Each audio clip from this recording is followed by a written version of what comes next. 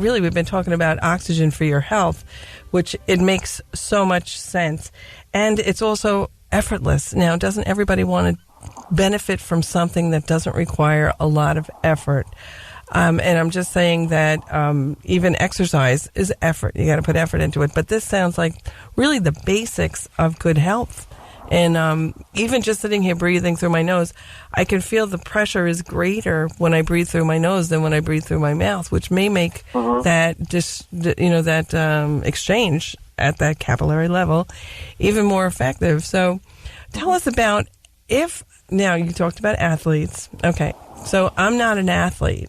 So what would you say to me if I came in and I said, or I was referred to, go to one of your seminars and listen to you talk about this, and you do speak pretty frequently about this topic. What would you say to the ordinary person, not necessarily the athlete, to really start me thinking that this is really something I have to put into my lifestyle? Sure. Studies show that arterial oxygen uptake is between 5 and 15% higher breathing through the nose than breathing through the mouth. You talk about having a head cold. Mm-hmm. When you breathe through your nose, you pick up nitric oxide, and nitric oxide improves what's called ventilation perfusion. So a better gas exchange takes place. Nose breathing is also activating the relaxation response. Dental health. If you have your mouth open, your mouth's going to be dry. And saliva is an anti-plaque agent. But if you have a dry mouth, you're more than likely you're going to have greater problems with dental health. Mm-hmm. Even a small thing such as chapped lips. Somebody who's mouth breathing, they're taking this dry air across the lips and it's drying out their lips. And then when their lips go dry, they lick the lips. And, it's the continuous cycle of dry lips, lick lips, dry lips, and lick the lips, and the lips go chapped. Crooked teeth, that's also related to mouth breathing. So, in actual fact, it's got more for the general public than it has for the athlete. And a lot of people as well, they don't want to do physical exercise because they get breathless too quickly. Well, right, you feel out of shape. You feel bad about yourself, actually, if you're exercising and you're not in shape.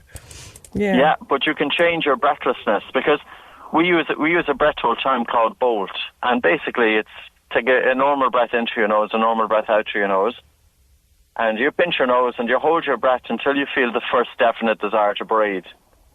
And it's a very good measurement of breathlessness. It's been supported by a number of clinical trials, and even it's related to, say, people with asthma, that the lower your BOLT score, the greater symptoms, asthma symptoms, such as wheezing and coughing and breathlessness. Wow. So for the normal individual who doesn't have asthma, if they have got a low BOLT score, it means that they're going to get breathless during physical exercise easier.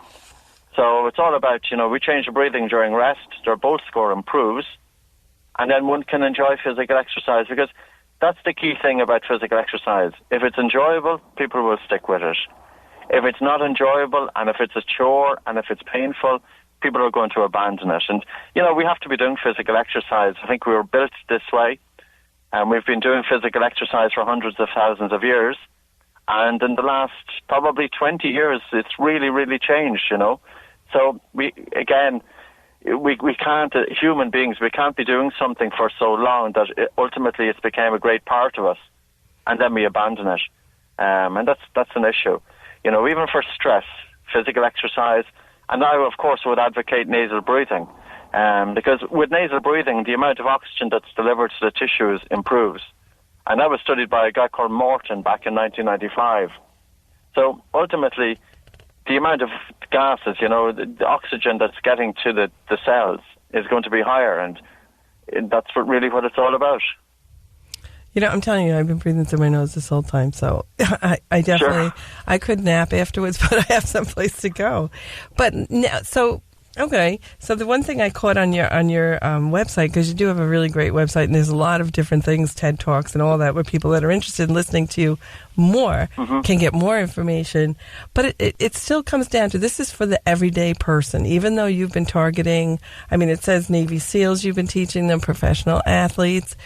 If I was a regular person, I am a regular person, and I came and I started this breathing pattern, how does the book help? Is the book set up as a guide to take me from the very simple to the more complex?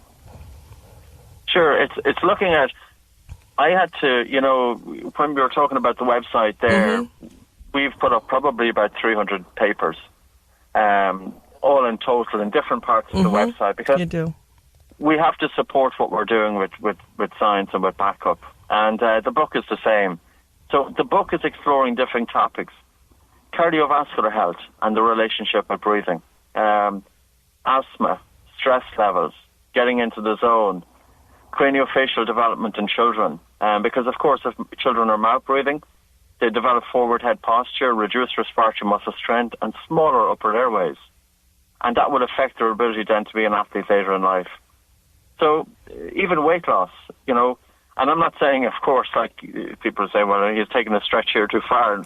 No, like people eat more if they're stressed. So by improving energy levels and by helping the person to stay in a more calm place, their needs, they won't be going to the cupboard as much, so their need for food should reduce. And studies show that mindfulness, and basically mindfulness is just gently focusing on the breath. The ancient form of mindfulness would be Vipassana, and it's simply, following the breath as it comes into the nose, following the breath as it leaves the nose. So studies show that mindfulness and breathing exercise can be effective tools in weight loss. So the book, really what I want to do is I wanted to tie all of the important elements of breathing to health. And I wanted to completely turn upside down what's commonly taught in yoga and Pilates. We should never hear anybody breathing during rest. Breathing should be so light and quiet. And I wanted to give the science that if you take big breaths, and if you're breathing more than what you should be, it's having the opposite effect of what you want, because I've met people with depression, for example, and they come into me and they tell me to do breathing exercise, and I said, how do you do it? Well, it says we go for a walk along the seaside and we're taking these big breaths, and I said, please don't do that, because it's not serving. It's like you're saying that food is good, so let's eat more. And we all know that we need a certain amount of food every day, not too much, not too little. We need a certain amount of water to drink every day, not too much, not too little. Like a lot of athletes have developed the habit of drinking too much fluids, and that can be not good for health. For instance, there's a book called Waterlogged, which is specifically about that. The sports endemic, the sports drinks, how prominent they've become in athletics. People who are going for marathon and they're taking so much fluid to the fact that their sodium levels go to critically low levels. And, that can be fatal.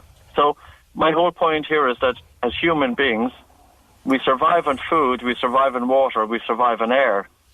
But very few people are talking about how much air should we breathe. And good breathing is nose breathing, light breathing, driven by the diaphragm, and completely effortless. So we can change our breathing. Just as we develop bad habits, we can install good habits.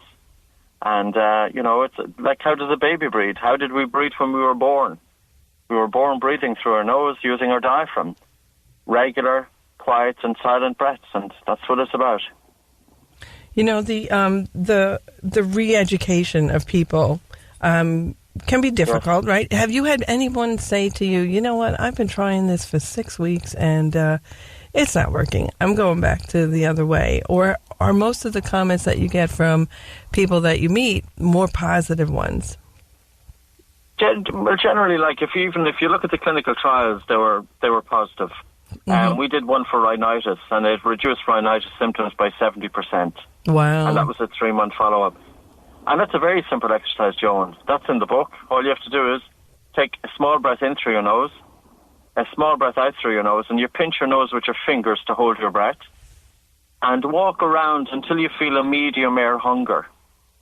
And when you feel a medium air hunger, let go of your nose and breathe through your nose, but calm your breathing.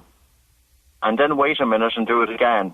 And if you do it 4 or 5 times, your nose will start to open up. That's amazing. People are taking antihistamines, they're taking nasal congestions, they're taking nasal steroids. I had operation on my nose back in 1994 because I wasn't able to breathe through it. But even after the operation, nobody had told me, Patrick, breathe through your nose. So, there's how many people are affected by rhinitis? There's 30% of the Western population have rhinitis, which could be hay fever, or it could be on a continuous basis, chronic nasal congestion.